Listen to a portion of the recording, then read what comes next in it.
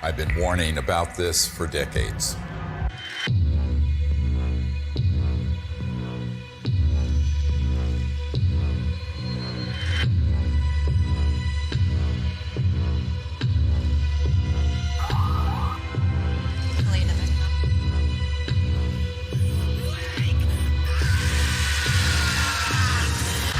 No, not that. This. Speaking of conspiracy theories that actually have truth at the bottom of them, the Corona relief bill the president signed last month contains a provision that hasn't gotten a lot of attention. It directs the Director of National Intelligence, in consultation with the Secretary of Defense and the heads of other agencies, to disclose what they know about UFOs within 180 days. So what are they going to tell us? I provided briefings for 4 presidents, foreign heads of state, generals, and a sitting CIA director who later betrayed me. I've seen lives destroyed. William Colby has been missing since April 27th. His canoe was found washed up on the banks of the Wicomico River. Friends murdered. Unthinkable evil unleashed on our planet. All to protect this illegal and immoral secrecy. And nothing I've seen scares me more than this unprecedented moment we're living through. We're in the final hour of an agenda that has been playing out for nearly a century. Centralized monopolies of power in government, the defense industry, and the corporate media are all converging on the same narrative that extraterrestrials are real, they're here, and they're a threat. Those are not weather balloons. Those are clearly autonomous aircraft of some kind that are, as you put it, swarming U.S. military craft. So there are 2 options. Under intelligent control. These are craft under intelligent control, and they're flying with impunity, Tucker, within our airspace, and they can outmaneuver, outperform anything that we seem to have. We need to find out who's operating them and also what the intent is. The truth is, we do know who's operating them. Some are indeed extraterrestrial, and they are absolutely not a threat, as you will see. It is, in fact, the secrecy that is an existential threat to life on Earth and beyond, as stated by the first CIA director, Vice Admiral Roscoe Hillenkoetter.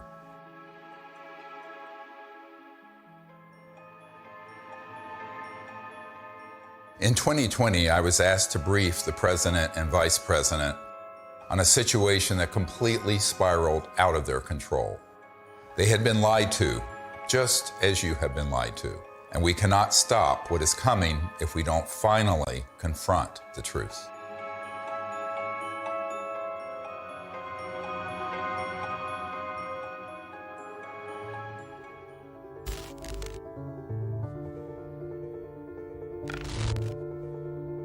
This may be one of the most important photographs ever taken. A dissection of an unknown humanoid from sometime in the 1920s. It clearly isn't human. I don't call it extraterrestrial for one reason. We don't have the history of that it came out of an interstellar craft. We don't have the genetics on it. And there are a group of doctors who are obviously doing the dissection, and then there are suits, very much look like government officials in the perimeter watching.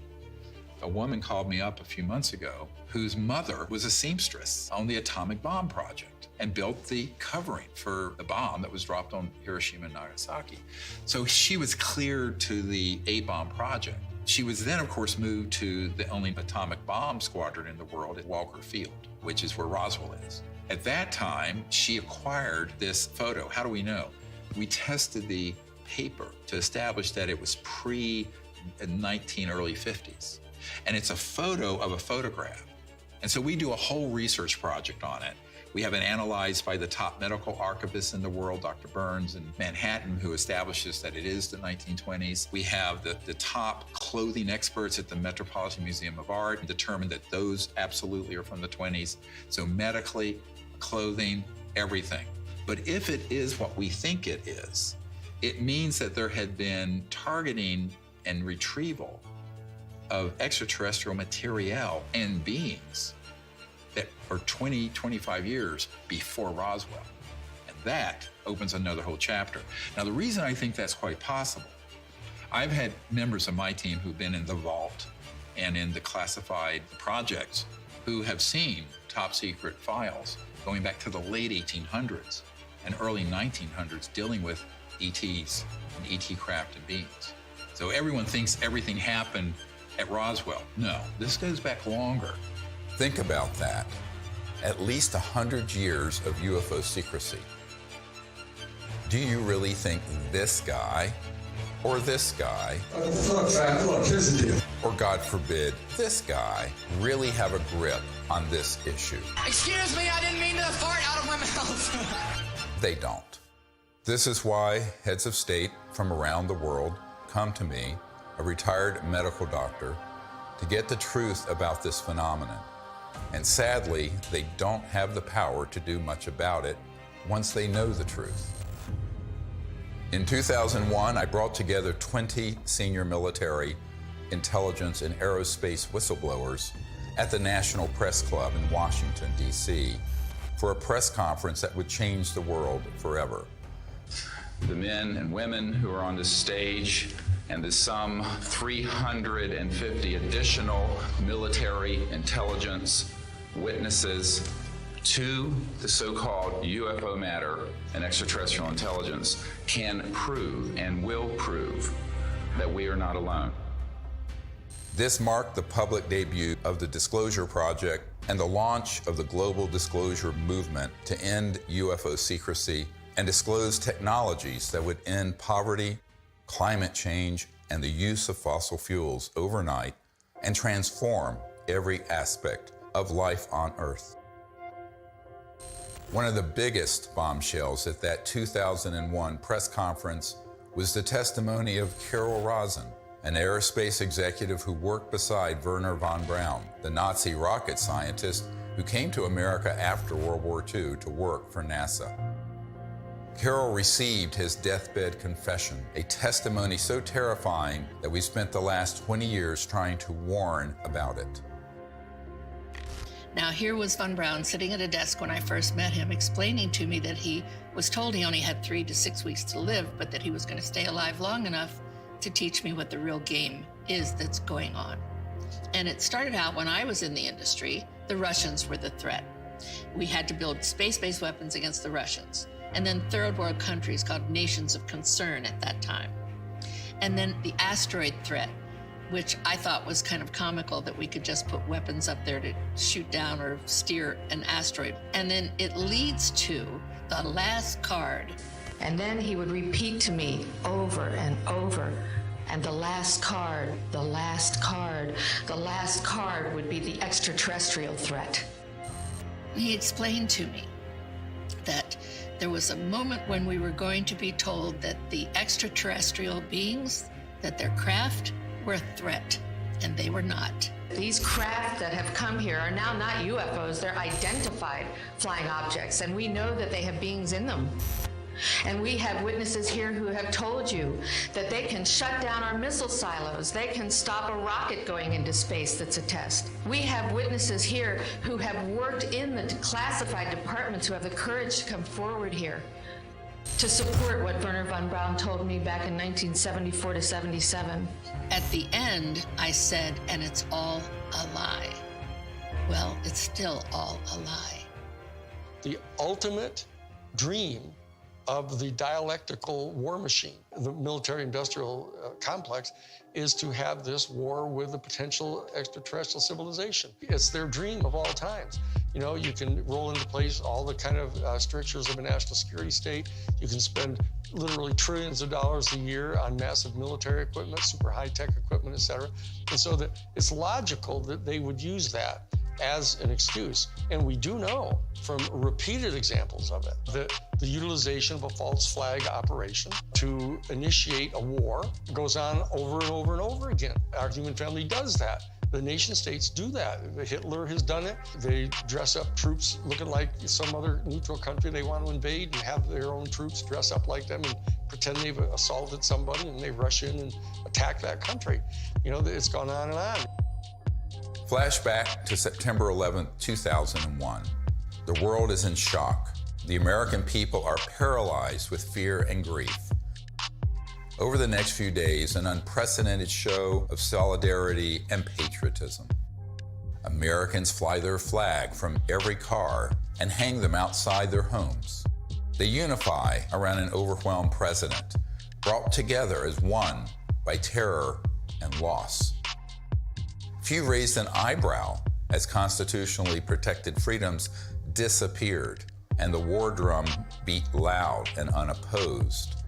The 9/11 attack set the stage for an invasion agenda that had been pre-planned for years, as General Wesley Clark revealed in a 2007 interview.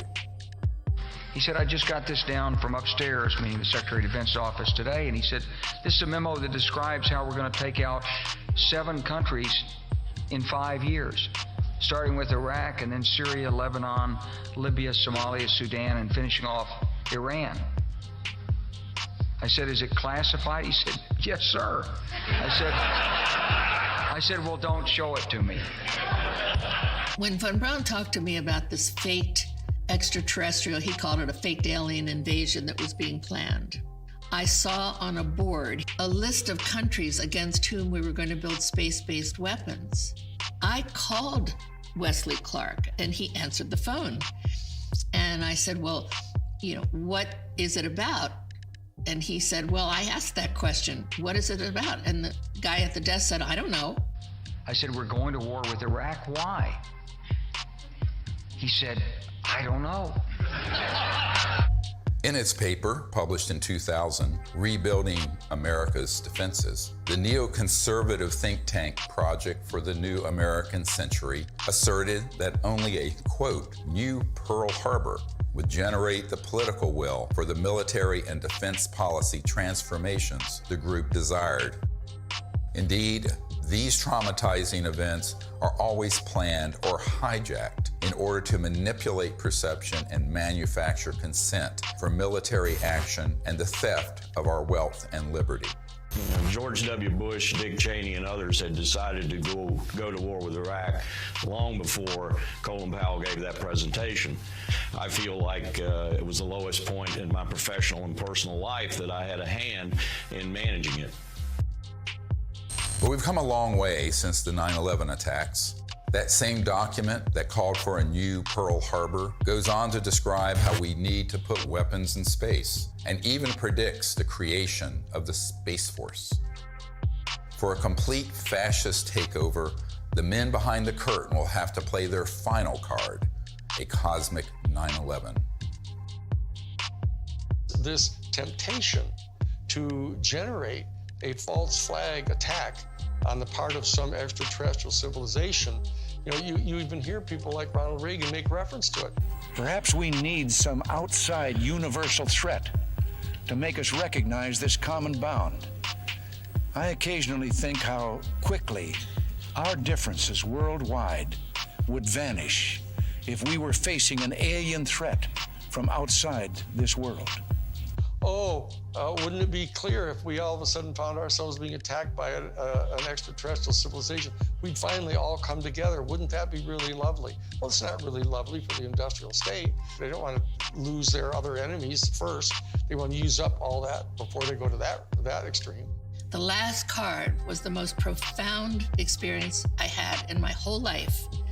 And I accepted the mission. And until Steven Greer picked me up and talked me into going to the Disclosure Project, when I had just about given up, that's when I saw that there were other witnesses to what's going on, to the truth, to the facts.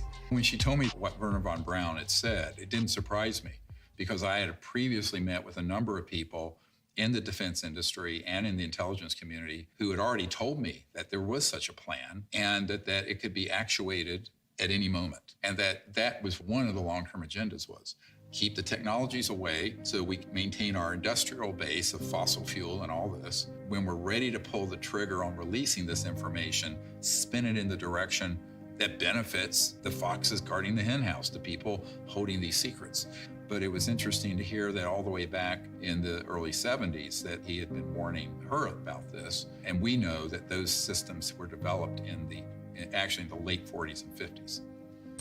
Truth seekers who explore the wonders of the ET phenomenon walk an extremely dangerous path. Most get sucked into the gravitational pull of the black hole of disinformation, where lies about the UFO cover-up and about ETs themselves poison the minds of even the smartest and most well-intentioned investigators. These lies include ETs are demons. It's all interdimensional, not extraterrestrial. We don't have man-made UFOs. Aliens are abducting people. And the worst one of all, aliens are a threat. Therefore, we need to build weapons in space. If we cannot commit to no weapons in space, to no war in space, then we're going to continue to have wars on Earth, and we're going to continue at the accelerated pace that we're in right now towards our own human extinction. One of the difficult things of the last 6 months was that I learned that the same group that had been feeding false information to the public through TTSA had their counterparts that had been going into the president's office providing some information, but a lot of disinformation. So the way really good counterintelligence works, or disinformation works, is that at the core of it, there's some truth. So they'd say, okay, the aliens are here, and here's some evidence, but they're a threat to the national security, and we need to have the Space Force. Wow, Space Force. And they get into this thing called the White House and the national security state, and they're completely at the mercy of the people who are going to brief them, and the ones who are assigned and cleared to talk about this issue, by definition, have been in those clandestine operations. I did a video brief for the president, vice president, and also for President Putin. That the problem is, by the time I had good access, they had already been, unfortunately, quite brainwashed on this, had already taken policy steps that included the Space Force creation and what have you, and then we were running up against the election. One thing is clear, is that the normal constitutional channels that you would think would be in control of that aren't. Presidents aren't briefed in on this.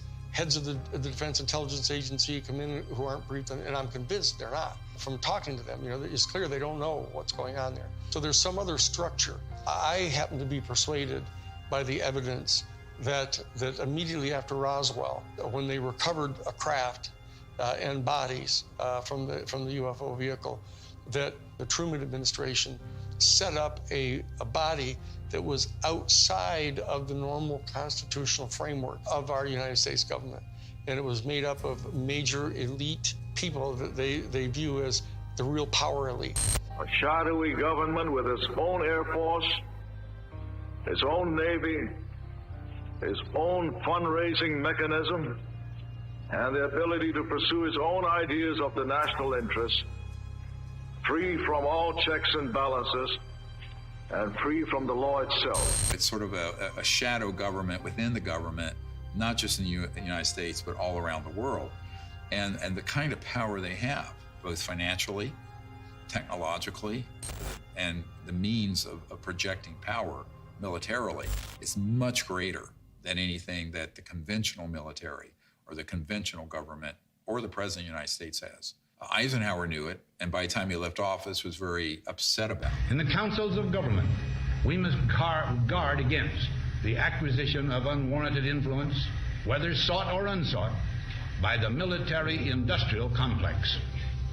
The ETs actually had reached out to Eisenhower near what's now Edwards Air Force Base, Muroc, and really wanted us to stop disrupting the fabric of the universe with these nuclear weapons and advance in a positive way into space and become part of an interplanetary family, which would have been wonderful for humanity, wonderful for the cosmos. But the people who make a lot of money from war and a lot of control of the populace through fear did not want that. So they circled their limousines and sort of moved aside the good people who would have been arguing for that. And that included Eisenhower. We must also be alert to the equal and opposite danger that public policy could itself become the captive of a scientific, technological elite. The fascist element that is owning most of the stock in the major corporations, especially the oil corporations and the natural gas corporations and the pharmaceutical industry, the railroads, the shipping lines. Virtually all these people are fascists, all during the robber baron era. That's what they did. They laid claim to those areas of our American economy, and they've never relinquished them. Those families and those interests became the foundation of the post-World War II military and intelligence and industrialists. They knew that after we had detonated the atomic bomb, there were ET craft seen all over, wherever we were doing experimentation or storage or launches or anything, or even research and development. The ETs were very concerned about that for reasons we'll get into. So the military-industrial complex, as Eisenhower called it, became very powerful and developed clandestine, covert, unacknowledged special access projects that eventually moved the president out of the way and pushed Eisenhower outside the inner circle. I tell people that that was the era when the presidency was decapitated. Fascism isn't, somebody wearing, a monocle and 6-league boots with a saber scar, and all that stuff, and strutting around in Nazi uniforms. A fascist is a person who believes that the best way to develop the economic resources of the planet and to distribute them among people is to get a hold of them and have exclusive privileged access to these strategic raw materials, and have the corporations that have access to these strategic raw materials, and to be able to put them through the machinery that they pay for and that they invest in and establishing and producing these products and hiring people. And they believe that that's the best way to have their economy function. And so that the instrumentalities of the state, of the government, are put at the disposal of the private interests of the corporations. That's exactly what was going on in Germany. The Krupps and the ball bearing factories and the IG Farben corporations, all those big, huge corporations in Germany, they were all privately owned. In fact, they were financed by Brown Brothers Harriman and giving the loans to the post-World War I Germany to build them back up. Andrew Mellon had intimate dealings with Hjalmar Schacht, who was Hitler's private banker. And so did Sullivan and Cromwell. This is dirty, nasty history. Oh, invest in Nazi Germany. Hitler's a great guy. He's a Republican.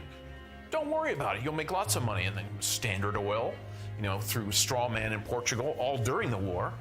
Business thrives during war. You know that. It's a racket. That whole concept of fascism, and it's a word that gets totally misused because people somehow conflate it with just authoritarianism. But it's a very narrow definition, and it's an accurate definition of what it was that the Central Intelligence Agency was doing, actually promulgating the private interest of the major corporations. And they were putting at the disposal of the interests of those corporations all the instrumentalities of the United States government, most importantly, the military and their intelligence operations and their covert operations. We're keeping the oil. We have the oil. The oil is secure. We left troops behind only for the oil. Because they basically believed that what's good for General Motors is good for America. And it was an entire theory of economic development. And so that they viewed anybody who interfered with that in any way at all as an enemy of the United States. And so that's how the national security state got really established and institutionalized. And so that when they encounter an event like Roswell, where this extraordinary technology crashes, they realize that there's this extraterrestrial civilization that's got this technology that is way beyond anything we've got. Their instantaneous response to that was, let's get it for us. And that we'll have it, and it'll give us this overwhelming advantage over any of our adversaries that are threatening our world dominion, or our, what they call full spectrum dominance, was their actual term that they used. My granddad and I, when we were talking, I'll never forget it. And he said, he was talking about Patton. And of course, he said, I was in Czechoslovakia with Patton in April of '45. And I thought, oh, that was neat. What did you do? And then he's like, well, Patton had to secure a lot of the stuff that the SS had. And I said, oh, that's interesting. And they said, well, we went into this warehouse and there were all these exotic, jet aircraft, rocket engines, parts of the V2 and maybe a V3, I don't know. And I said, oh, that's interesting. He says, I saw a disc-shaped aircraft. I said, oh, is that the one they built that had the BMW jet engines and the Arado ones in a circle, and it didn't really work and everything like that. And he said, no. And that was it. And so they began to take this in, and they started declaring it to be this huge national security state secret, because it was, other than the nuclear bomb, it was the ultimate potential weapon. And so they wanted to be able to use it at their disposal for their private benefit. That fascism and the fascistic proclivities of these big industrialists and very powerful people, they know they really can't control 8 billion people unless they first control their minds and their beliefs and their attitudes. As Nazi war criminal Hermann Göring said at the Nuremberg trial, the people can always be brought to the bidding of the leaders. This is easy. All you have to do is tell them they are being attacked and denounce the pacifists for lack of patriotism and exposing the country to danger. It works the same in any country. The buffoonery of the Third Reich was instructive, and they learned that that kind of behavior wouldn't be effective. So they went subterranean. They went covert. People don't understand. We won the battle of World War II. We did not win that war.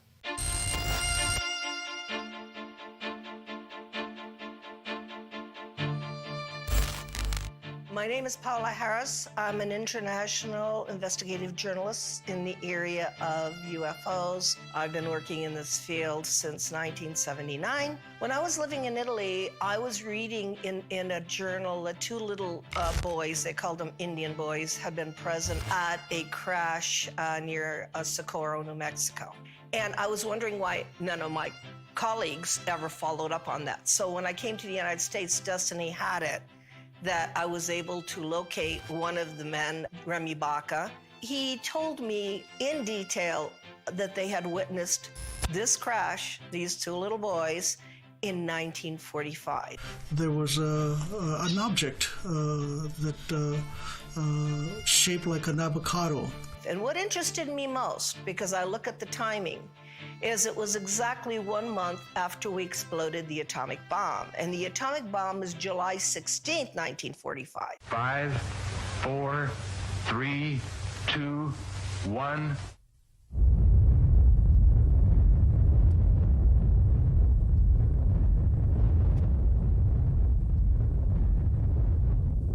And they actually went up to the crash site and saw 3 beings. They were tall and thin, they had long arms. They had said they looked like a standing fire ants. One of the witnesses said he thought they were hurt because they were screaming, and the witness was 9 years old, so he wanted to go in and help them. I had these feelings that were being projected from them to me through my mind. I could feel what they were feeling: pain, anxiety. They were far away from home. They were lost. They were hurt. And I could feel that. And I could see all kinds of pictures in my mind that to this day I have not been able to figure out what they were. So why it's important is we have 2 witnesses. It happened August 16th, 1945. And from that area, about 13 miles away, we had exploded the atomic bomb. So I thought, well, let me go there. And for 5 years, I investigated this case and realized that whatever happened 1 month later was a statement to the planet. It was a statement about our going into the nuclear age. And it was a statement that meant, wake up, because whatever you guys did 1 month before is going to affect you for the rest of the planetary life. Assuming that they've always been there, but what caused this great interest in us, this large incursion after 47? Obviously, the atom bomb. If you accept the multidimensional theory, it's highly likely that we've done a hell of a lot of damage. In somebody else's world, they might have even done more damage there than we did here. We kicked the hornet's nest because we actually were doing more damage in those other dimensions and worlds than we were doing here. Step in the shoes of a generic extraterrestrial who's tied into a civilization that's interstellar capable. And you are observing that in one person's lifespan, 100 years or so, we're going from guns and maybe cannons and a machine gun in World War I to thermonuclear weapons, then into the space age. Then these clandestine and covert unacknowledged projects develop weapon systems based on studying extraterrestrial systems and then beginning to put them on satellites, on aircraft, and on ships and on land-based systems. So the ETs are sitting back and looking at this in its aggregate. And now we're decades into the solutions for poverty in the environment, decades into the ability to have a new economy that would be just, and also would be a space economy. We could be out in space peacefully. We're decades to when we should have ended the war to end all wars was supposed to be World War I. What have we done? One war after another. Now they want to launch the big one, this final card that Wernher von Braun spoke of, interplanetary war, by hoaxing an alien threat. So these civilizations are really quite appalled, frankly. And at the same time, we're using weapons like atomic and nuclear that disrupt the fabric of the universe, and their worlds are affected. We knew the world would not be the same. Few people laughed. Few people cried. Most people were silent. I remembered the line from the Hindu scripture, the Bhagavad Gita. Now I am become death, the destroyer of worlds. I suppose we all thought that one way or another. I am death, the destroyer of worlds, plural. Worlds, plural, is not just this planet. So it got to me that Oppenheimer knew right well that they were having UFO visitations, that someone was interested, and I had in my possession already the MJ-12 documents that are on Ryan Wood's website. A letter from Robert Oppenheimer and Einstein addressed to President Truman. It's called Relationships with Celestial Within Our Bodies. When you say relationships with celestial bodies, and you are calling whoever was over that area cultures, you're not really talking about any kind of hostility. What you're talking about is more integration. So that whole document said, what do we do with this problem? Do we communicate with them and treat them like they're another country? And if so, the United Nations is not capable of handling this. In the document, it says we need to create a supra-United Nations. These are the words of Einstein and Oppenheimer. Who can deal with this problem? The ETs have done a number of things when we go too far, where they stop it. Now, they don't do anything hostile or violent back. They've made it quite clear through very explicit events where the ETs do not want humans going out there with guns blazing. A couple of nuclear weapons sent into space were destroyed by the extraterrestrials. The one incident, for example, was they actually photographed the UFO following the missile as it climbed into space and shining a beam on it, which neutralized the missile. And that is their major concern, is to preserve the integrity of the Earth, because it affects their own system.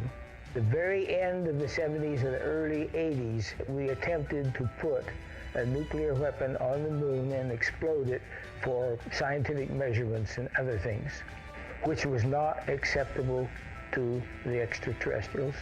And what happened? They destroyed the weapon before it got to the moon. The idea of any explosion in space by any Earth government was not acceptable to the extraterrestrials, and that has been demonstrated over and over. And what's the consequence? How is that demonstrated? By the destruction of any nuclear weapons sent into space. If they were hostile, they would have just eliminated all that testing. They don't. I find out that is not the way they operate. They warn. They say, what the heck are you doing to your beautiful planet? And you have a choice. We have a choice. We can listen, or we can let it happen.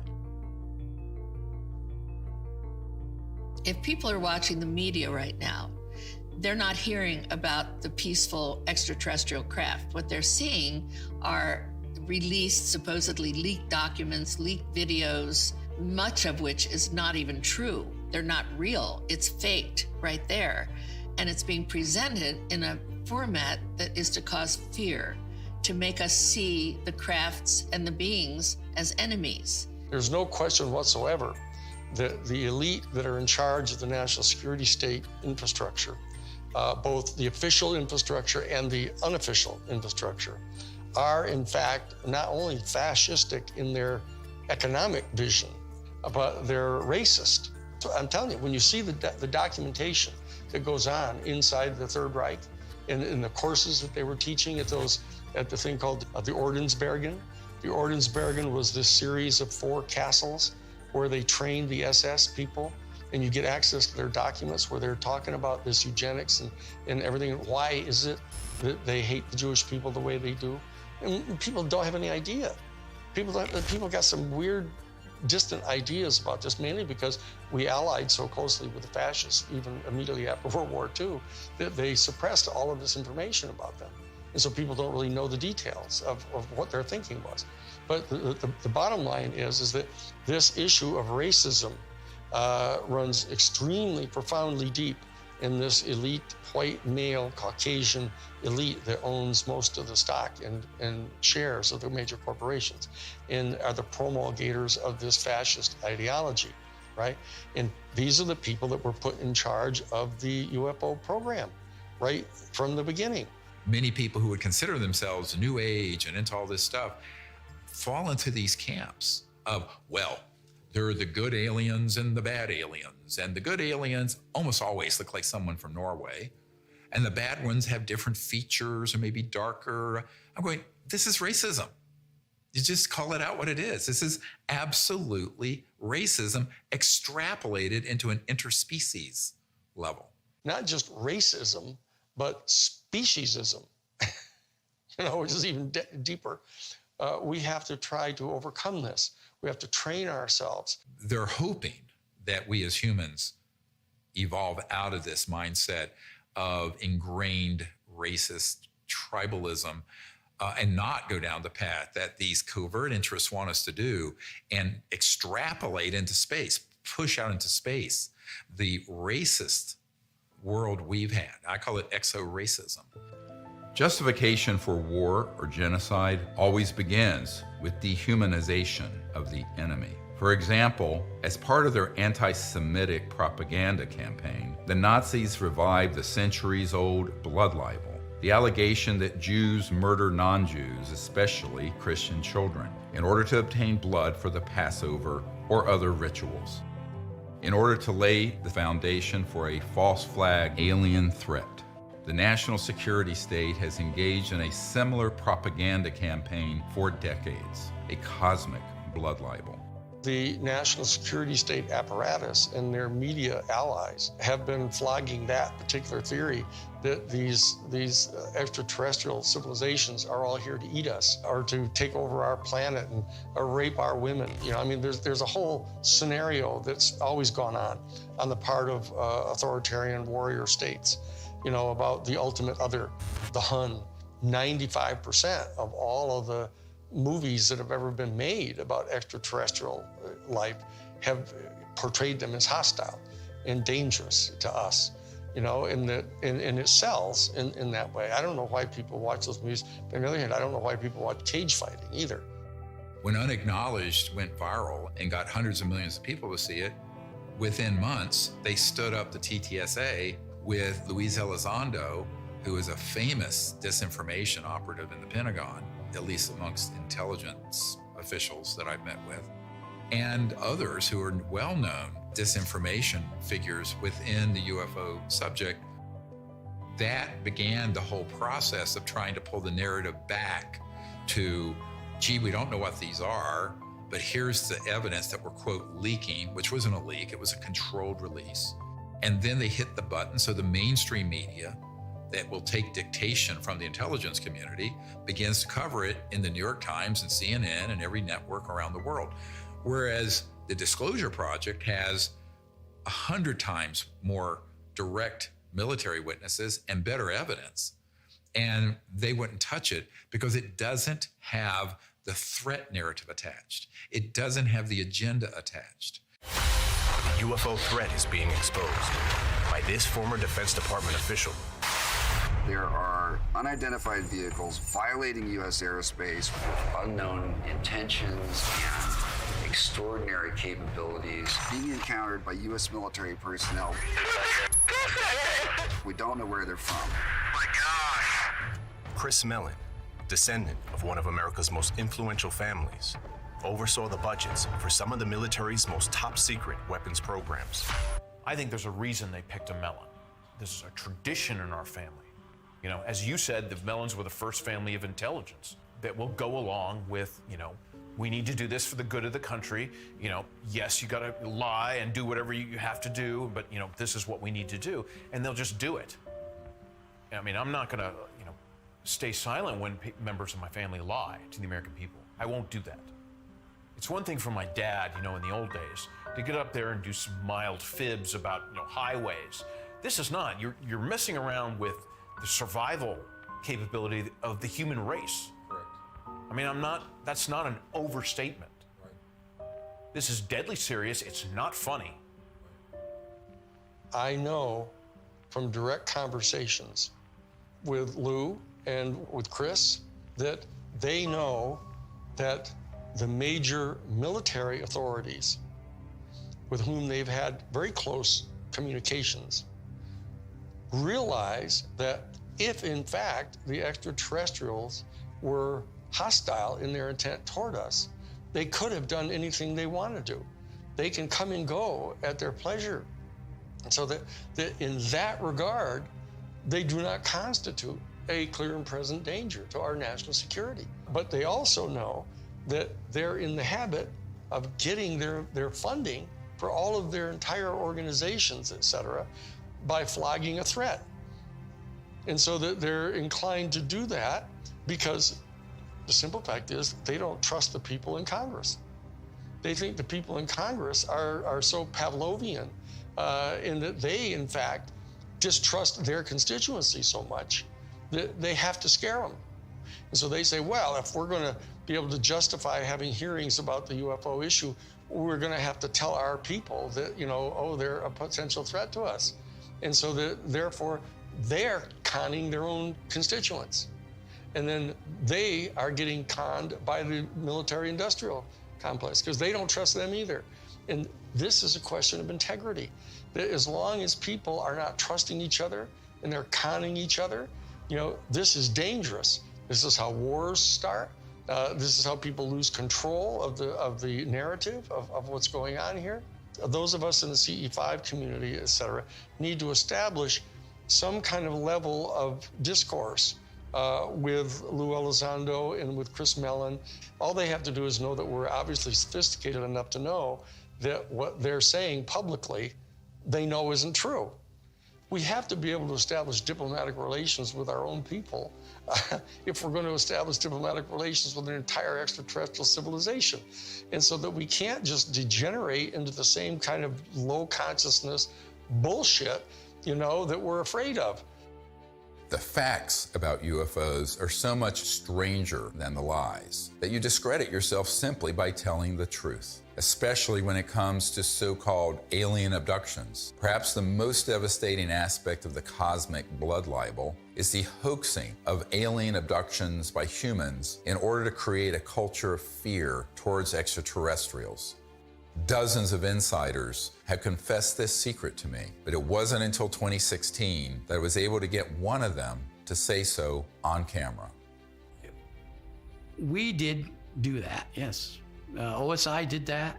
There was a special group out of the 7602nd Air Intel Wing at Fort Belvoir that came out and did that. They had these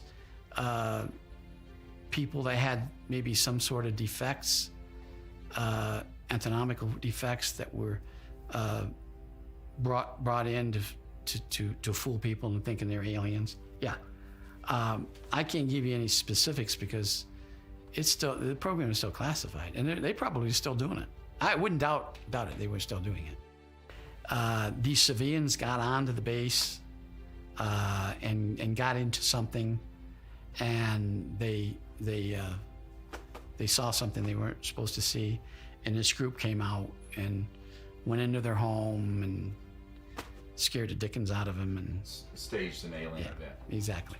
We have these technologies. They are being used in false flag operations where they hoax events. And the purpose for all of that is a sort of psychological warfare, as it says in the CIA document I have. The director of the CIA saying the UFO subject is very valuable for its psychological warfare potential. And that is a very interesting thing to be written in 1953, right? And what does that really mean? Well, it means that the long-term defense strategy from the late 40s and 50s forward was informed by eventually using this last card to consolidate sort of a global, totalitarian military control of the population. Could it be manipulated purposely by people who have the technology to simulate UFO sightings? And people say, well, of course not. Who would do a thing like that? Well, I would remind you that during the Watergate investigation, it was discovered that there was a plan originated in the White House to surface a submarine off the coast of Cuba and paint the second coming of Christ over the island of Cuba using holograms. Which is well within our technology today. The idea was that since there is a large Catholic population in Cuba, they would be so upset by this vision that this would saturate the communication channels, the telephone system in Cuba, long enough for an invasion to take place. How interesting. I never heard of that. Well, I think that's a classic in psychological warfare, but that kind of manipulation is well understood. And I have personally investigated several apparently genuine UFO cases where there was, in fact, manipulation. My conclusion, the conclusion of scientists working with me, was that there was, in fact, a manipulation taking place, and that it was not a hoax on the part of the witnesses, but a hoax on the part of somebody much better organized than them. In Vallee's book, Forbidden Science 4, he describes a smoking gun document that confirms what Doty said.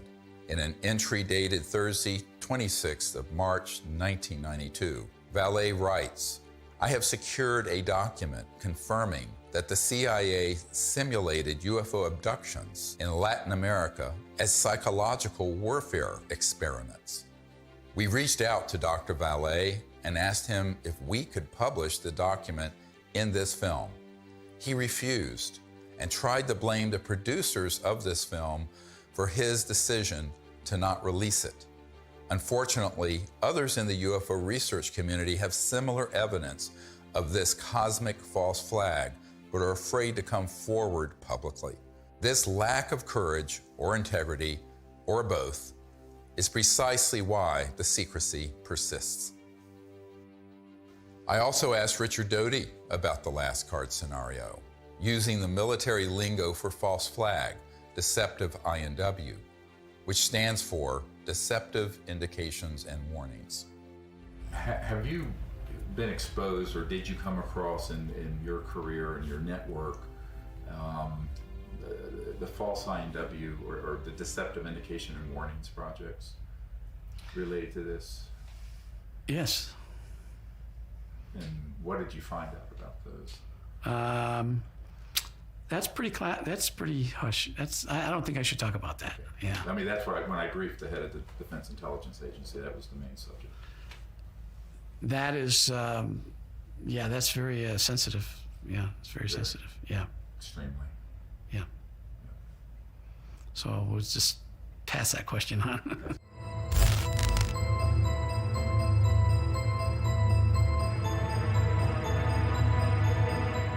Colonel Corso was given the job by General Trudeau for the Army in research and development of foreign technology. But the foreign technology is really foreign. I mean, it's so foreign, it's out of this world. And he explained to me that he had something called a nut file, of which he had fiber optics, high tenacity fibers. He named the things physically that he had there. He knew they came from extraterrestrial crashes or extraterrestrial materials they had recovered. And it was his job to take them to big companies to be back engineered. Now, in Colonel Corso's time, it was 1960, but this had been done way before 1960.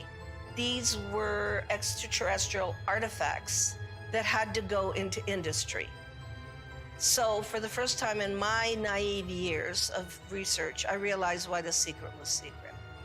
I always thought it was about, everybody would panic, then the religions would fall, and I had no idea this was going on. And ever since my association with Colonel Philip Corso, I realized what this is about. What this is about is the toys, the artifacts. And it's really about the industry. It is not about whether people would be scared or whatever. I think that the younger population and people that have studied this know that there is no danger. I mean, if they're not going to bomb you during the time you're doing the H-bomb tests in the Pacific, I don't think they're going to decide to come out of nowhere and bomb everybody or to have an invasion. There are too many times where we could have had an intervention that was hostile, and we never have, and we're the enemy. Hey, John, happy birthday. There's no way that I can, sugarcoat this. I was talking to a gentleman about the UAP report, and he contends the Pentagon has alien bodies and crafts. So I just wanted to run this past you. Does DOD have these things, and if so, where? Jeff, the UAP task force is really designed to take a look at these unexplained aerial phenomena, try to help us get a better understanding of them. Again, I'm not going to get ahead of the report that the DNI will submit, that we are helping, obviously, and providing input to, and I think I'll just leave it at that, Jeff. This exchange would have been unthinkable even a few months ago. And notice that he didn't deny it. There are three major lies of the current false flag disclosure of UFOs in the media. Number one, we do not know what UFOs are. Lie. Number two, the U.S. military does not have any aircraft that can perform in the way these UFOs maneuver. Lie. Number three, they are a threat to national security. Lie. The only threat to national security and world peace is the unacknowledged projects using man-made UFOs and other technologies to hoax alien events, period.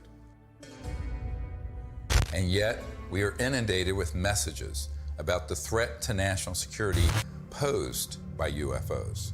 We take all incursions into our operating spaces seriously. So, I mean, like everybody else here at the Defense Department, certainly we are taking the entire matter seriously as it regarding the potential for safety concerns. One of the most brilliantly subtle disinformation techniques currently being deployed against the people of Earth is this air of phony agnosticism that has been generated surrounding this issue. Do you believe that they sincerely don't know what these things are and where they don't? We have the best military on planet Earth, the greatest intelligence agencies. These are true unknowns, and they were swarming our military arsenals. They're seen over nuclear facilities. This is documented. We need to find out who is operating these vehicles. There's a certain studied agnosticism that the media is allowing to come out through these ufologists. For example, Nick Pope. I mean, we are under siege. It's like there's a war of nerves going on. And if this was drones belonging to a foreign adversary, there would be an absolute outcry. And yet, the situation we're in, that we don't know what these things are, and they might even be extraterrestrial, that's worse. So I agree with Luis Elizondo on this. This is a potential catastrophic failure of intelligence. The same thing with people like Chris Mellon, whether he's been paid or not. he will get up there and say, well, we don't know what these are, we need to study them. There's a vital national security issue, which is that our sovereignty is being violated by vehicles of unknown origin. Chris and I have met, we've talked about all this stuff. I think the TTSA program was a little goofy with Tom DeLonge. This is a mechanism to change the way the government acts. You're going to see us dealing with the Senate, us meeting with the intelligence services of other governments, and everyone is coming out of the woodwork and saying, this is real, we got to do something about it, and it very well could be a threat, but we can't put our head in the sand. Former Blink-182 frontman Tom DeLonge launched To the Stars Academy, or TTSA, supposedly to bring scientists and whistleblowers together to advance the disclosure of UFOs. In reality, this was a thinly veiled front group for the Defense Intelligence Agency, staffed with notorious spooks like Jim Semivan, the former head of covert operations domestic for the CIA. All of a sudden, the same media outlets that historically ridiculed this subject started fawning over DeLonge and his entourage of disinformation agents, and always with the specter of an alien threat. Hal Puthoff was soliciting me for funds for his quantum communication thing, which I think the Navy has had for 30 years. So there's a lot of disconnects going on. And of course, they've left that TTSA program, and I don't blame them. I think it was a shit show. And some type of CIA, quasi-psyop, something. And I don't think anybody was really excited about it. And when they say, this is a mystery we need to solve, that is not true. As you and I know, the U.S. military, especially the Navy, has reams of information on every shape of craft, where it's from, who's driving it, what they're up to, Forget it. It's just been going on for 70 years. The military-industrial complex is not stupid.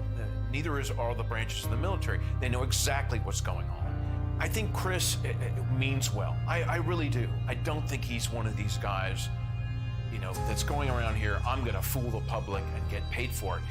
He doesn't need the money. I don't need money. We don't need fame or money. That's the last thing a melon wants. I'm telling you. And, of course, TTSA even had a Lockheed Martin Skunk Works engineer who said, we need more money to study this because we don't know how these operate. In 1984, I got my chance to go to the Skunk Works. I'm working on things that defy imagination. Meanwhile, we published a letter that was written to Ben Rich, the head of the Lockheed Skunk Works. And the person writing was a friend of Ben Rich and said, are these UFOs ours or extraterrestrial? And Ben Rich writes back, they're both. He acknowledges that they are both extraterrestrial and ours. Now, this is not some ufologist. This is the head of the Lockheed Skunk Works, the premier aerospace engineering entity, arguably, in the world. Another man exchanging letters with Ben Rich was military aerospace historian James Goodall, who was Rich's pen pal and confidant for 25 years. I met Mr. Goodall in April of 2021 at the 20th anniversary of the Disclosure Project, which we celebrated in Scottsdale, Arizona. He was dying of esophageal cancer. This is the mid-90s. He'd already retired from Lockheed. And I tracked him down. He was at USC Medical Center near the end of his life. And we were talking about John Andrews and some other stuff, and we started talking about UFOs. And he said, Jim, we have things out in the desert that's 50 years beyond what you, and he was talking directly to me, beyond what you can imagine. And if you've seen movies like Star Trek or Star Wars, we've been there, done that, or decided it wasn't worth the effort. I said, Ben, you want to expand upon that? And typical Ben response was, no. The first time I realized that some of these vehicles were actually man-made was when I met aerospace illustrator Mark McCandlish, who testified at the Disclosure Project press conference about a highly classified air show at Norton Air Force Base, where reverse-engineered flying saucers were unveiled for those with a, quote, need to know. A male staff member in Congressman Brown's office not only confirmed the exhibit, but the fact that there were 3 discs at that exhibit. These discs were hovering off the floor without any visible means of support. They were referred to as alien reproduction vehicles, also nicknamed the flux liner because they used high voltage electricity. This is a diagram that I made based on a sketch that Brad Sorensen did for me in rough form shortly after he had his sighting, and subsequently cleaned that drawing up and made it much more accurate. And that's the drawing that Dr. Greer is holding there now. Later on, I obtained photographs that were taken in 1967 by a military pilot, Harvey Williams, flying a C-47 for the Air Force at 12,000 feet, approximately 25 miles southwest of Provo, Utah. This particular vehicle matches the so-called ARV in all proportions and respects in terms of the detail of the shape of the craft.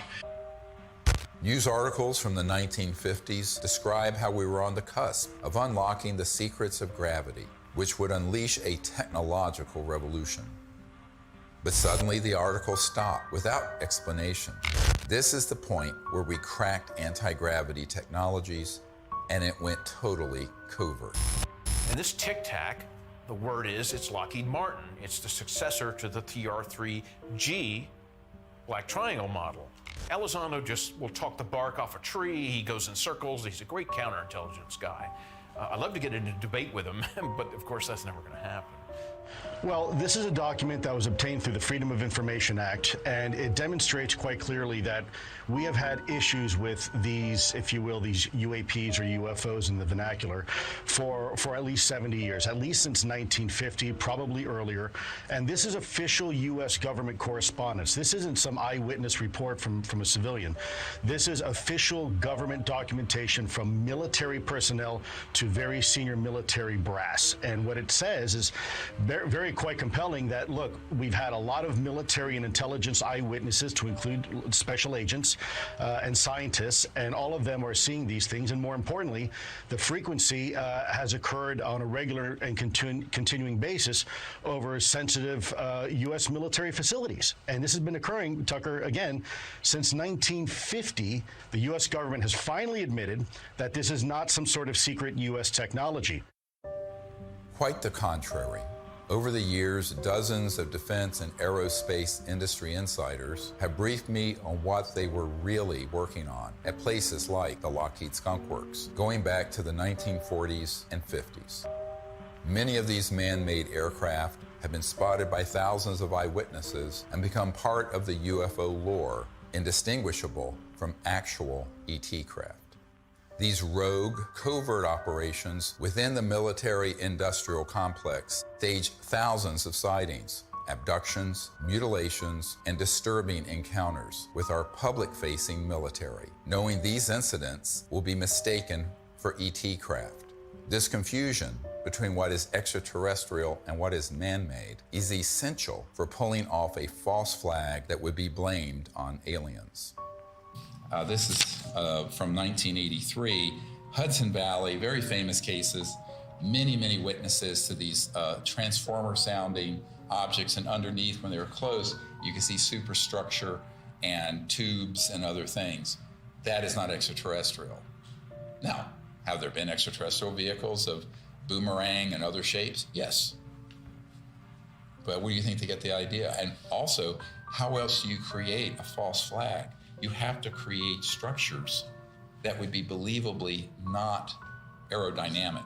Some of them are kind of hybrids. They'll have some conventional propulsion as well as electrogravitic, and they all have structural, superstructure components that are clearly a man-made machine, not an interstellar vehicle. This is 1989 in Belgium, that you can see all the tubes and structures underneath. Again, this is global. These are also well-known platforms. You can basically, once you get your lifter system in place that causes mass cancellation, you can create any kind of air structure around it. And it doesn't matter if it's aerodynamic or not, because the way it moves, it moves, let's say, the molecules of air around it. So it's basically moving an electromagnetic field effect. So there's no resistance and there is no sonic boom. That's man-made. We've had it for decades. This one is great because it has, if you look at the underside, there are the girders and the structures. And the people under it could see that and could see the light in the center and the three on the end. That is man-made. There are extraterrestrial vehicles that are triangular and that are saucer-shaped and that are other weird shapes. So to make things complicated here, how are you going to know? Well, you got to be close enough to it to see. And if you can't see the superstructure detail, you're not going to know whether it's extraterrestrial or not.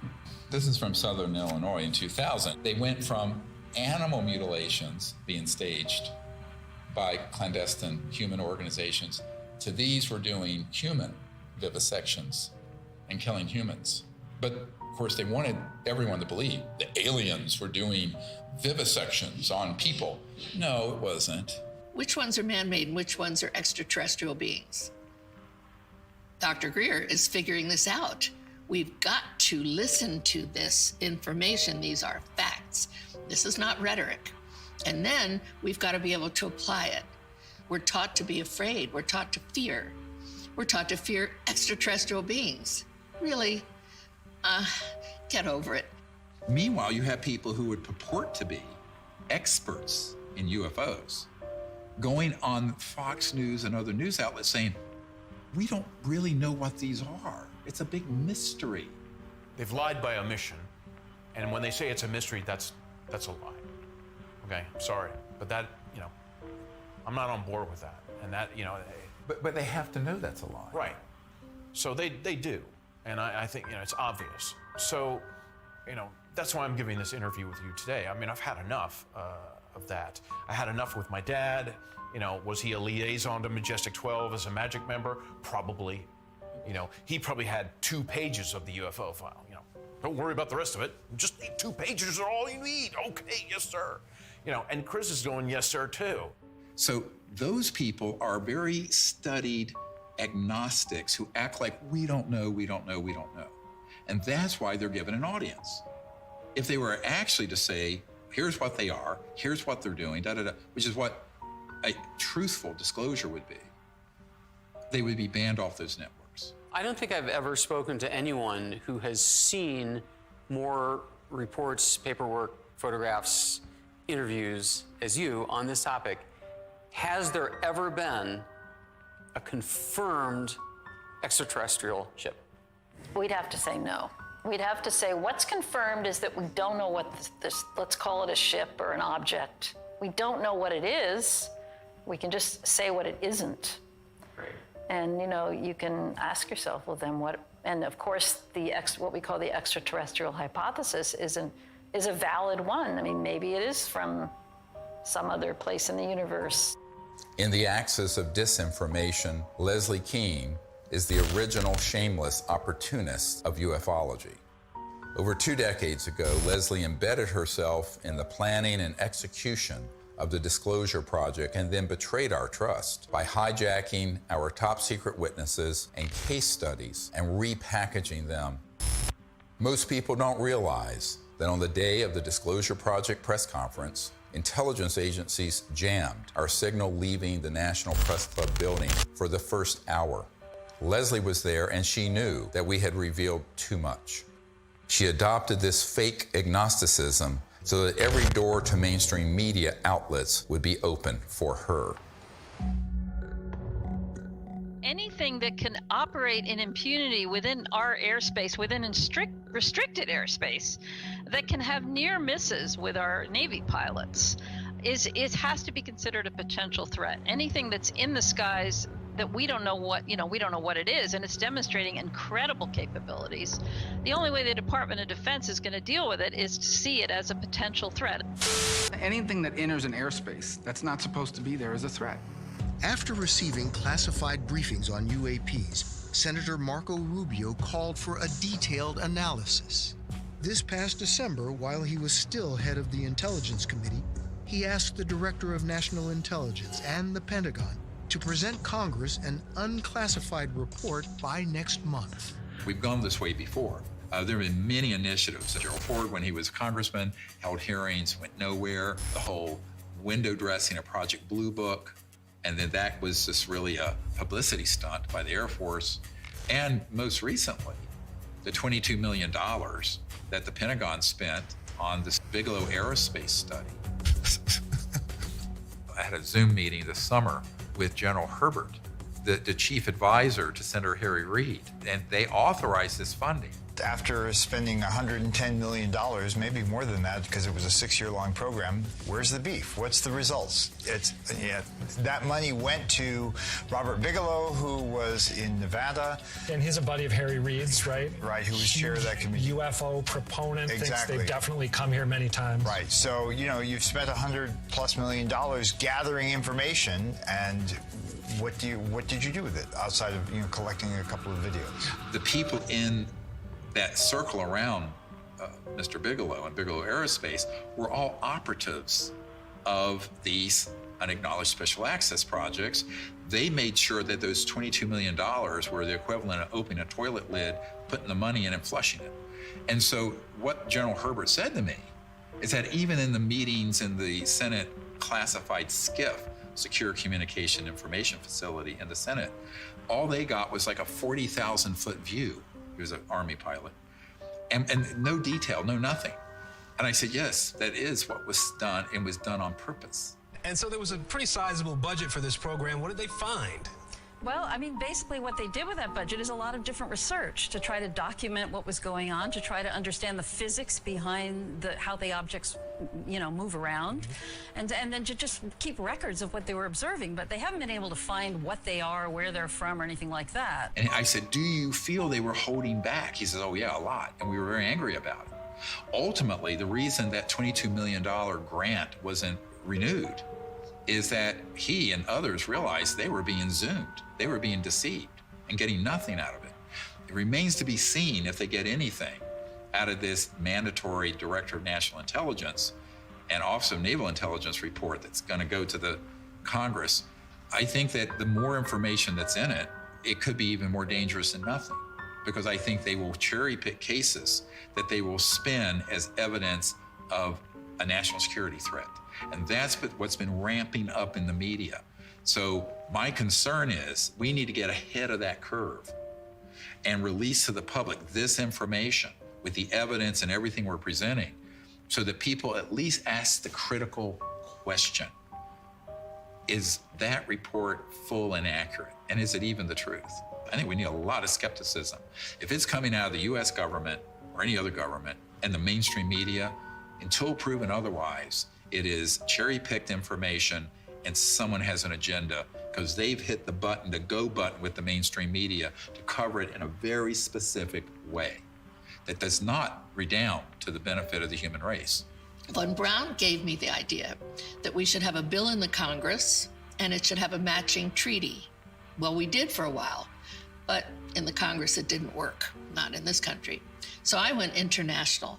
And international is where I found some intelligent life that was really willing to create an agreement, a treaty, to prevent the placement of weapons in outer space. Да, наверняка инопланетяне в той или иной форме и в том или ином образе присутствуют на планете Земля, потому что из миллиардов галактик, по теории даже вероятности, не может организованная разумная жизнь существовать только на планете Земля. Но пока инопланетяне своим присутствием не нанесли никакого ущерба землянам, инфраструктуре и вообще живым организмам на Земле. Поэтому говорить о том, что есть инопланетная угроза, это, наверное, не соответствует реальности.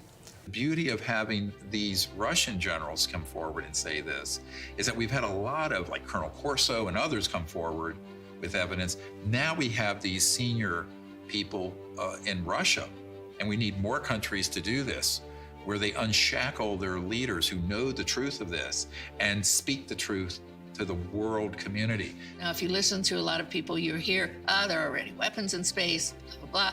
But the fact is, if anyone reads this treaty, which is hard to get them to do, it's on peaceandspace.com, then you will start to see, and it does tap people, along with the treaty, CE5 events where people can actually have an experience.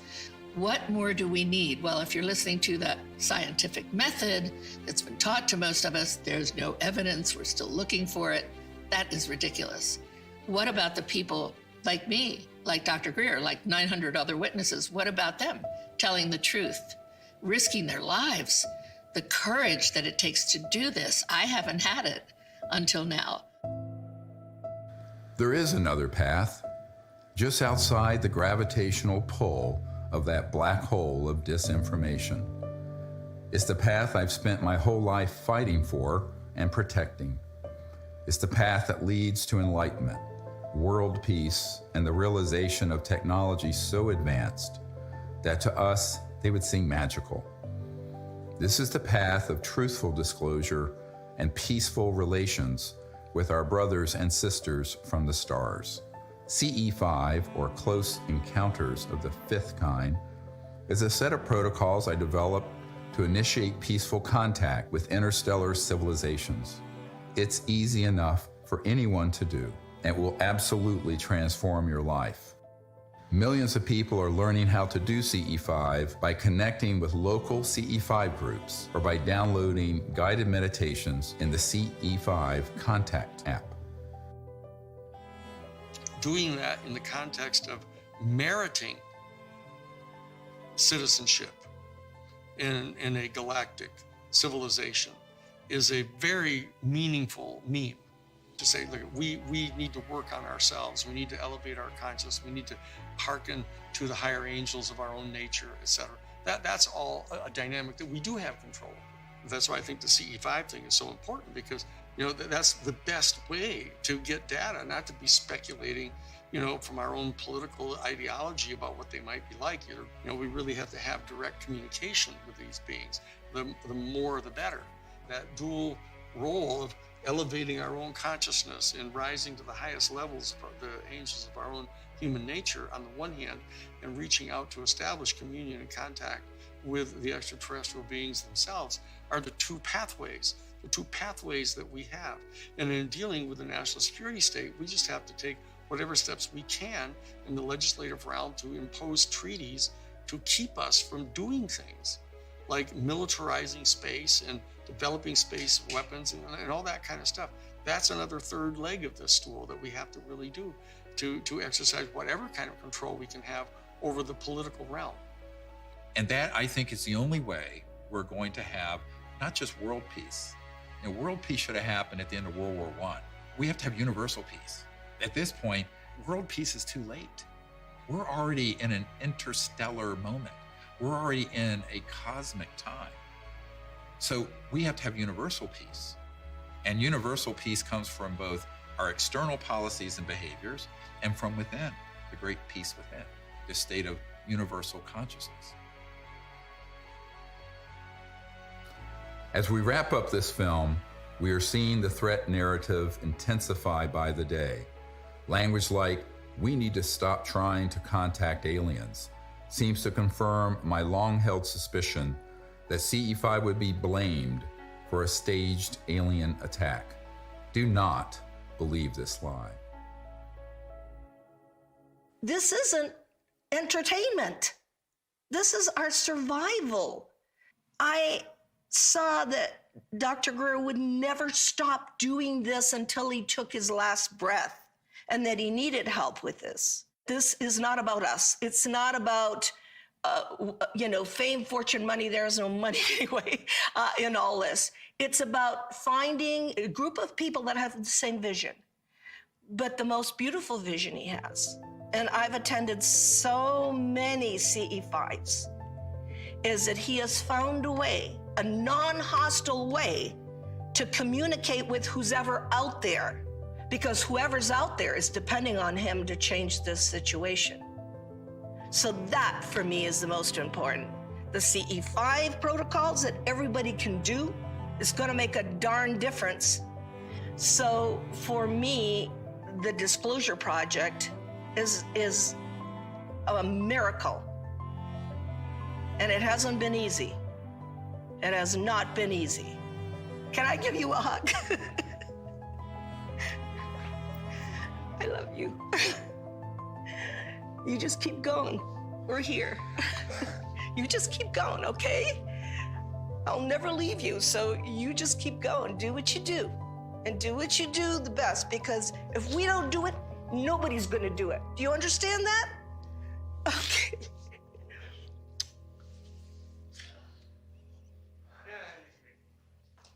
Yeah, okay, can I go outside and get some sun?